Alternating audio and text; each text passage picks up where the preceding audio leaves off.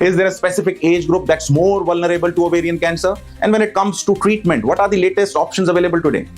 I think the ovarian cancer age itself, you can say, is a prognostic factor. I think the ovarian, as the age increases, the diagnosis of the ovarian cancer, or you can say the ovarian cancer risk increases. Usually, the most common age group is around, say, 55 to 65 years of the age.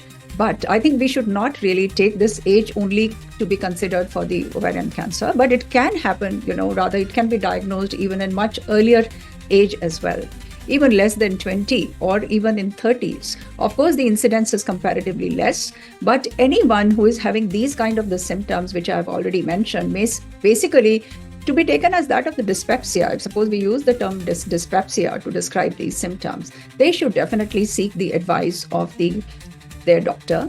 On the other hand, I would suggest here, just to mention about, that majority of these patients, they present to the GI physicians, and when they go for the ultrasound, they're diagnosed with that of the complex ovarian mass.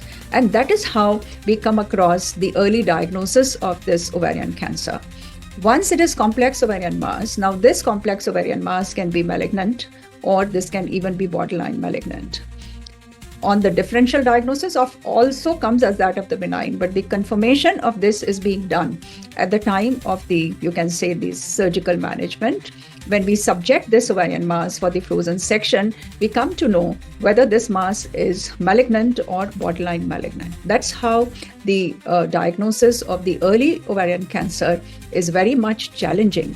So I would say that any patient who is diagnosed with that of the complex ovarian mass must seek a specialized, you can say, the opinion, so that the proper diagnosis can be made.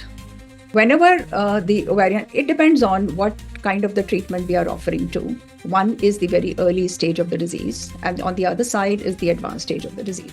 Even less than 20 or even in 30s. Of course, the incidence is comparatively less, but anyone who is having these kind of the symptoms, which I have already mentioned, may basically to be taken as that of the dyspepsia. Suppose we use the term dyspepsia to describe these symptoms, they should definitely seek the advice of their doctor. On the other hand, I would suggest here,